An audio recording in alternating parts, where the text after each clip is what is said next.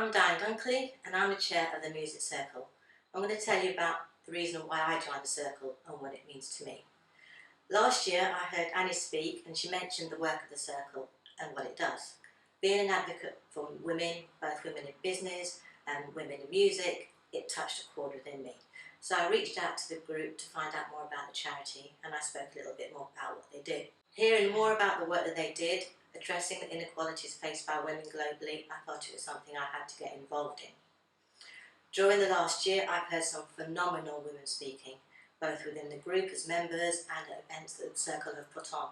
At the launch of the Chai Day a few weeks ago, Sharon Asatoy spoke about the plight of Native American women, and she spoke about the Break the Silence programme.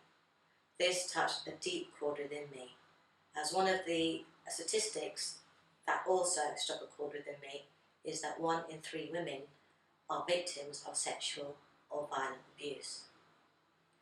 I am one of those 3 women. I'm going to tell you the story of this young girl here. From the ages of 7 till 8, she was raped and abused on a regular basis. That girl was me.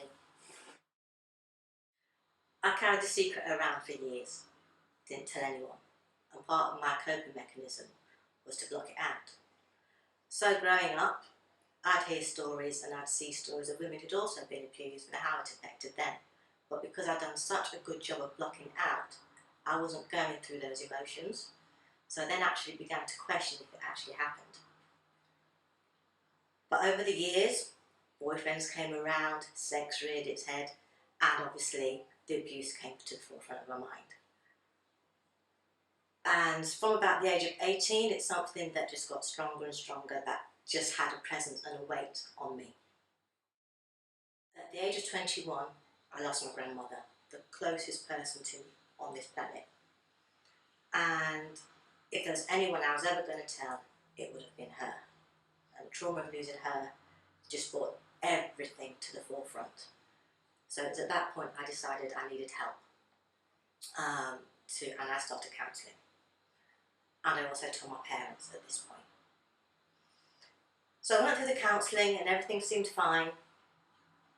And I thought, okay, I've dealt with it now. I've done my counselling, carry on with life. And then a few years later, I got a phone call from my mum. And she said, Dan, you've been invited to a wedding. I think she knew what she was saying. And she was basically saying, he's going to be there. And I decided to go to the wedding. And I felt at that point I wanted to see him. So I went to the wedding, I saw him, didn't speak to him during the ceremony, and I went back in the evening to see him because I knew I wanted to speak to him. So at the reception he didn't turn up.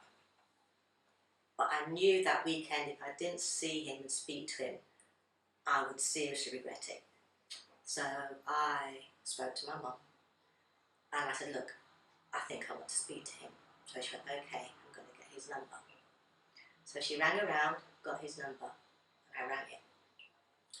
And he was in the bath when I rang, so the lady on the phone took a message, and I thought, he's never going to ring me back.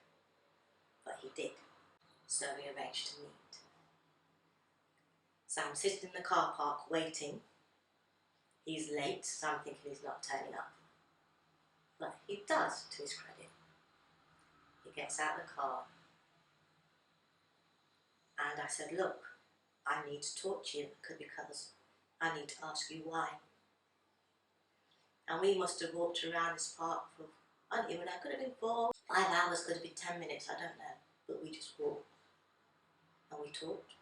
And to be honest, right now, I can't even remember what he said, what I said. I know I asked him questions about why me and have you done it before.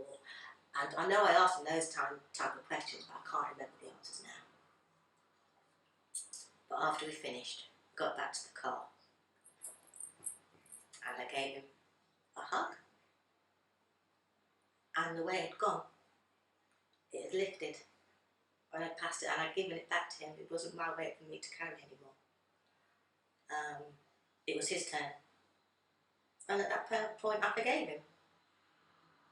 yeah, and I gave him a hug and I kissed him and I said, good luck in life. Fast forwarding now to last summer at the annual general meeting, we had Eve Densler, and as you know, she just released a book called The Apology, where she didn't get her apology from her abuser. So her writing this book again, I had to go up to at the end and say thank you, because I got my apology, but there are thousands of women who will never have that opportunity, or ever get that apology. So hearing Eve and reading the book, again, if you've been through that experience, it's a book I would recommend you read, because it will help you work through a lot more of the emotions of what you went through. So the circle gives women that voice. That's why I've joined. And that's why I ask you to join me today to stop